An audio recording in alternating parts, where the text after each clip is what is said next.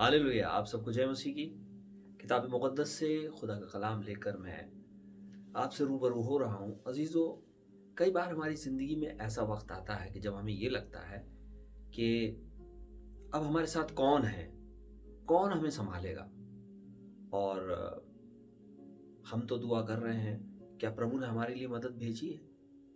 अब तो बस मुश्किल से कुछ ही दूरी पे तूफान है, हम कैसे निकल पाएंगे? अजीज़ों, खुदा का कलाम कहता है 11th आवर में वो आपको नहीं छोड़ेगा, लास्ट मोमेंट में वो आपको नहीं छोड़ेगा। वो इंसान नहीं जो धोखा दे, वो परमेश्वर है। और उसने कहा कि मैं तुम्हारे संग संग रहूंगा। हालेलुया।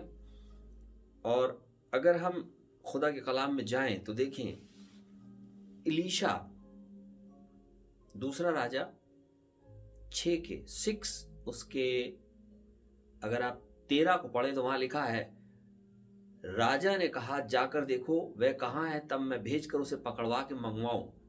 उसको ये समाचार मिला वे दोतान में है। तब उसने वहां घोड़ों और रथों समेत एक भारी दल भेजा और उन्होंने रात को आकर नगर को घेर लिया। स्थिति यह है कि जहां इलीशा उस पहाड़ पे बैठा है, उसके चारों ओर तमाम सेना आ चुकी है और पकड़ने के लिए उसको लेके जाना है।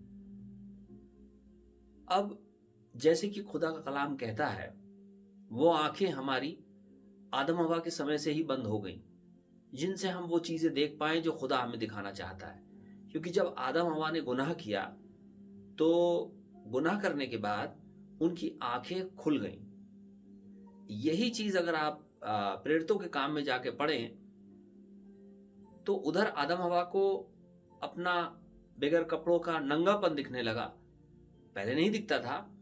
स्पिरिचुअल आंखें, जो अलौकिक आंखें थी, वो उनकी बंद हो गई। प्रेरितों के काम में जाके पढ़ें तो पौलुस जब दशमिक के रास्ते जा रहा था और प्रभु ने उसको ये कहा कि ठीक है, तू वहां ठहर जाना, और प्रभु ने उसको दर्शन दिया, उसको दिखना बंद हो गया। बाइबल ऐसा कहती है कि एक व्यक्ति को उसके पास भेजा गया जो प्रभु का दास था, और उसके लिए जब प्रार्थना की गई पौलुस के लिए, तो उसकी आंखों से छिलके गिरे। अजीजों, वो आंखें जो हमें खुदा की उन बातों को दिखा सके, वो आंखें हमने खो दी। लेकिन आज जब हम पवित्र आत्मा में होकर प्रार्थना करते हैं, यीशु से मांगते हैं, तो पवित्र आत्मा हमें वो बातें दिखाता है। तो ये व्यक्ति चारों तरफ से घिरा हुआ है, सेना है। इलीशा रिलैक्स है क्योंकि वो जानता है उसका परमेश्वर उसे नहीं छोड़ेगा। मगर उसका जो सर्वेंट है, उसका जो सेवक है, वो बहुत घबराया हुआ है। और बाइबल क्या कहती है, अगर 6 के 15 को पढ़ें, भोर को परमेश्वर के भक्त का टहलुआ उठा और निकल कर क्या देखा कि घोड़ों और रथों के समेत एक दल नगर को घेरे हुए पड़ा हुआ है। तब उस सेवक ने कहा, हाय मेरे स्वामी, हम क्या करें?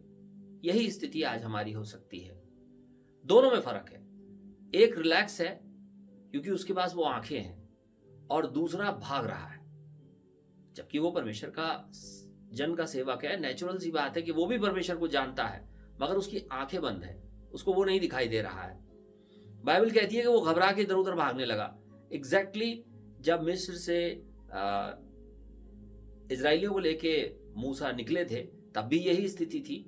मिस्री घबराते थे और मूसा शांत थे, क्योंकि वो जानते थे कि खुदा उन्हें निकाल लेगा। उनकी निगाह आसमान के खुदा पे थी। अजीजों, ये टहलुआ घबरा रहा है, भाग रहा है, परेशान है। हमारी जिंदगी भी ऐसी हो सकती है, मेरी भी हो सकती है, आपकी भी हो सकती है।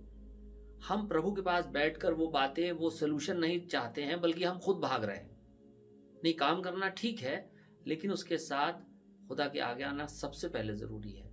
और बाइबल ऐसा कहती है, जब वो टहलुआ घबराने लगा, परेशान होने लगा, उसने कहा, साहब अब क्या होगा? हम तो प्रभु की सेवा करने वाले लोग हैं, मगर ये तो देखिए क्या हो रहा है, सब लोग तमाम घेरे बैठे हैं। तो बाइबल ऐसा कहती है 17वीं वर्ष में, तब इलीशा ने ये प्रार्थना की, हे यहोवा उसकी आंखें खोल दे कि ये देख सके।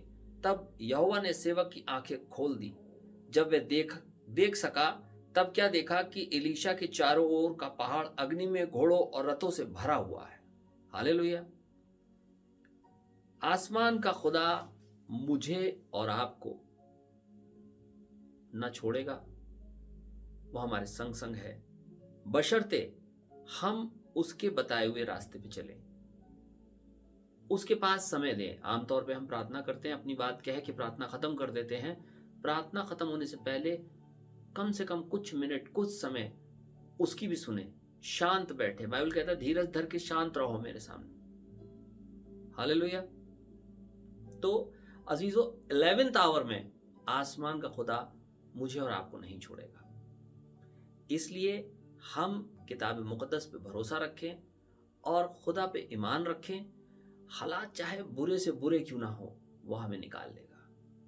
बहुत खूबसूरत बात है कि सदरक मेशक को जब आग में डाले जाने वाला था तो उन्होंने क्या कहा, उस बात पे जरा गौर करिए। हमारा परमेश्वर बचाए या ना बचाए, दोनों ही स्थिति में हम तेरी आराधना तो नहीं करेंगे, हम तो अपने परमेश्वर की आराधना करेंगे। और ऐसा हुआ नहीं कि खुदा ने लोगों को ना बचाया हो। चौथा पुरुष उस आग में था और वो यीशु नासरी था। बाइबल के हर पन्ने पे यीशु है और वो मुझे आपको नहीं छोड़ेगा।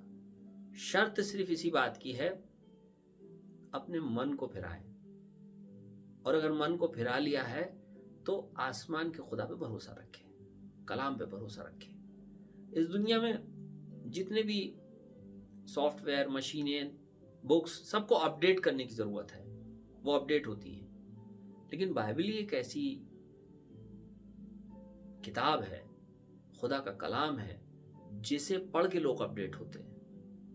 वो लोगों को अपडेट कर देती है, उसे अपडेट होने की जरूरत नहीं, क्योंकि वो जीवित परमेश्वर का कलाम है। तो किस्से, कहानियां हमें तसल्ली नहीं दे सकती। सिर्फ वही बातें हमें तसल्ली दे सकती हैं जो खुदा के मुंह से निकली हुई हैं, उसके वचन से हमें तसल्ली मिलती है। तो हौसला रखिए।